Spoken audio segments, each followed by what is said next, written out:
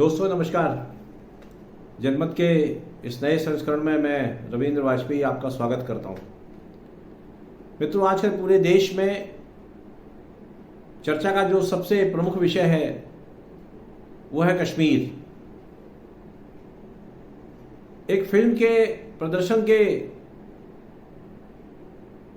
माध्यम से कश्मीर के इतिहास, वर्तमान और भविष्य को लेकर के पूरे देश में चर्चाओं का दौर चल पड़ा है। लोग कश्मीर के अतीत को जानने के लिए उत्सुक हैं, उसके वर्तमान को देखने के इच्छुक हैं और उसके भविष्य का आकलन करने में भी जुटे हैं।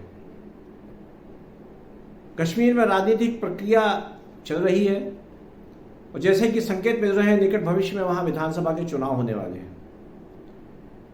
इस हेतु परिसीमन भी नए सिरे से किया गया है और 2019 में जब केंद्र सरकार ने 370 और 35 से हटाने जैसा बड़ा निर्णय लिया, उसके बाद जम्मू कश्मीर के दो हिस्से कर दिए गए। जो पर्वतीय क्षेत्र लद्दाख था उसे अलग केंद्र शासित प्रदेश बना दिया गया, वहीं जम्मू और कश्मीर को दूसरा केंद्र शासित प्रदेश बनाया और उसे पूर्ण राज्य का दर्जा नहीं दिया गया। यद्यपि वहां विधानसभा रहेगी और राज्यपाल का पद जो है उसे उपराज्यपाल संभाल रहे हैं। आप सबको याद होगा कि जब धारा 370 हटाने की सुगबुगाहट चली थी तब महबूबा मुफ्ती का एक बयान आया था कि यदि केंद्र सरकार ने इस तरह का दुस्साहस किया तो कश्मीर घाटी में कोई भारत का झंडा उठाने वाला नहीं रहेगा। अब्दुल्ला परिवार की ओर से भी इसी तरह के बयानात आए थे। कश्मीर में जो अन्य राजनीतिक दलों के नेता हैं घाटी में, उन्होंने भी 370 को हटाए जाने की किसी भी संभावना को खतरनाक बताया था, किंतु जब वो हट गई और 2 वर्ष से अधिक समय व्यतीत हो चुका है,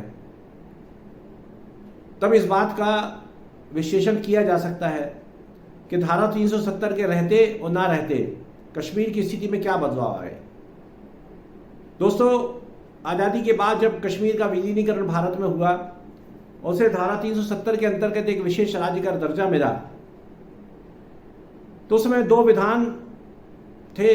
कश्मीर का संविधान अलग बनाया गया और उसके तहत यह तय किया गया कि भारत संघ में संसद द्वारा पारित कोई भी कानून तब तक जम्मू कश्मीर राज्य में लागू नहीं होगा जब तक उसे वहां की विधानसभा अनुमोदित ना करती। इसी तरह वहां के जो राज्यपाल थे उन्हें सदर रियासत कहा जाता था और जो मुख्यमंत्री थे उन्हें प्रधानमंत्री के नाम से संबोधित किया जाता रहा। शेख अब्दुल्ला वहां के पहले मुख्यमंत्री बने, पंडित नेहरू के बहुत करीबी माने जाते थे, किंतु 1953 में उन्हीं नेहरू जी ने उन्हें गिरफ्तार करके पद से हटा दिया। एक लंबे समय के बाद 70 के दशक में शेख अब्दुल्ला रिहा हुए और उन्हें फिर से एक बार कश्मीर की राजनीति में अपनी भूमिका अदा करने का अवसर दिया गया, किंतु 1965 के जंग के समय उनकी आपत्तिजनक गतिविधियों को देखते हुए शास्त्री जी की सरकार ने फिर गिरफ्तार किया और लंबे समय तक वो नजरबंद भी रहे और कश्मीर से बाहर भी उन्हें जाना पड़ा। 1975 में इंदिरा जी ने शेख अब्दुल्ला के साथ एक समझौता किया जिसके तहत शेख अब्दुल्ला ने कश्मीर में जो जनमत संग्रह की पुरानी मांग थी, जो कि संयुक्त राष्ट्र संघ के प्रस्ताव के अंतर्गत थी, उसे वापस लेने का वचन दिया।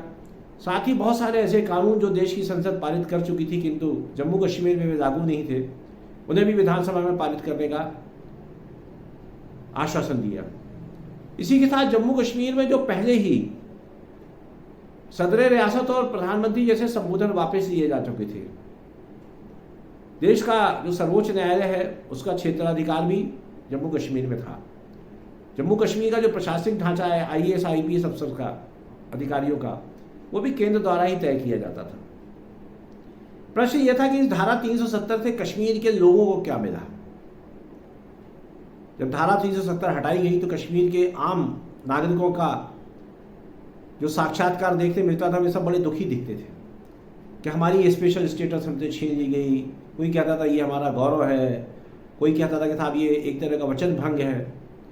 किंतु प्रश्न ये उठता है कि वो धारा 370 जिसका मूल स्वरूप धीरे धीरे धीरे कमज़ोर पड़ता चला गया, तो मैं तो ये कहता हूँ कि मोदी सरकार ने संसद में जब 370 को औपचारिक रूप से खत्म करने का जो निर्णय लिया, वो एक तरह से धारा 370 का मृत्यु प्रमाण पत्र जारी करना था, क्योंकि उस धारा के तहत जो विशेष प्रावधान शुरू में हम देखते थे वे तो धीरे धीरे अपने आप जो है वो लुप्त होते चले गए थे। लेकिन कश्मीर के जो घाटी के नेता थे, ये 370 उनके लिए बड़ी मुफीद थी, क्योंकि इसके बहाने वो कश्मीर के आम जनता को इस बात का एहसास निरंतर कराते रहे कि आप भारत में होते हुए भारत के नहीं हैं। आज 370 ना होती, कश्मीर की तथाकथित विशेष स्थिति ना बनाई गई होती, वहाँ बसने के जो कानून थे यदि वो ना होते, तो आज कश्मीर में उद्योग धंधों का जाल बिछ गया होता।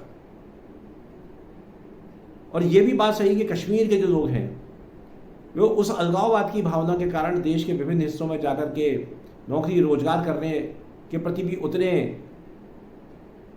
नहीं निकले। आम आदमी जब कश्मीर पर्यटक जाते थे तो वहाँ का बाशिंदा पूछता था कि आप हिंदुस्तान में कहाँ से आए हो, तो हम सबको ये प्रश्न सुनकर के बड़ा अटपटा लगता था। किंतु ये बात सही है कि वहाँ के कुछ राजनीतिक परिवारों ने धारा 370 का लाभ उठाते हुए कश्मीर की आम जनता के मन में ये भावना भर दी थी कि आप भारत के नागरिक नहीं हैं और हमारा भविष्य जो है वो भारत से अलग है। तो 370 अलग होने के बाद कश्मीर के आम नागरिक की स्थिति में क्या बदलाव हुआ, अब ये देखने वाली बात है। जैसा वो पहले रहता था वैसा ही रहता है। कानून व्यवस्था की स्थिति सुधरी है। केंद्र सरकार ने कश्मीर के साथ न पहले कभी भेदभाव किया ना अभी करती है। तो फिर सवाल ये था कि 370 को बनाए रखने का लाभ क्या था। जब शेख अब्दुल्ला ने जनमत संग्रह की मांग वापस ले ली, फारूक अब्दुल्ला भी चीख चीख करके कहते हैं कि कश्मीर भारत का अभिन्न अंग है, तो फिर 370 की आवश्यकता क्या थी। उसको लेकर के कश्मीर की घाटी के जो नेता हैं ये दिन रात जो है अपना मातम क्यों जताते रहते हैं। कुछ समय पहले प्रधानमंत्री के आमंत्रण पर कश्मीर घाटी के विभिन्न राजनीतिक दलों के नेता दिल्ली आए थे और उस बैठक में ये तय किया गया था कि जो विवाद है इसको आम बातचीत के जरिए हल किया जाएगा और अंततः सुप्रीम कोर्ट जो निर्णय करेगा उस निर्णय को हम सब स्वीकार करेंगे। अब कश्मीर घाटी में चुनाव होने जा रहे हैं। जम्मू का जो क्षेत्र है परसीमन में उसकी जो विधानसभा सीटें बढ़ा दी गई हैं, जिससे फारूक अब्दुल्ला, मुफ्ती मोहम्मद सईद की पार्टी पीडीपी की नेता महबूबा मुफ्ती बहुत नाराज़ हैं।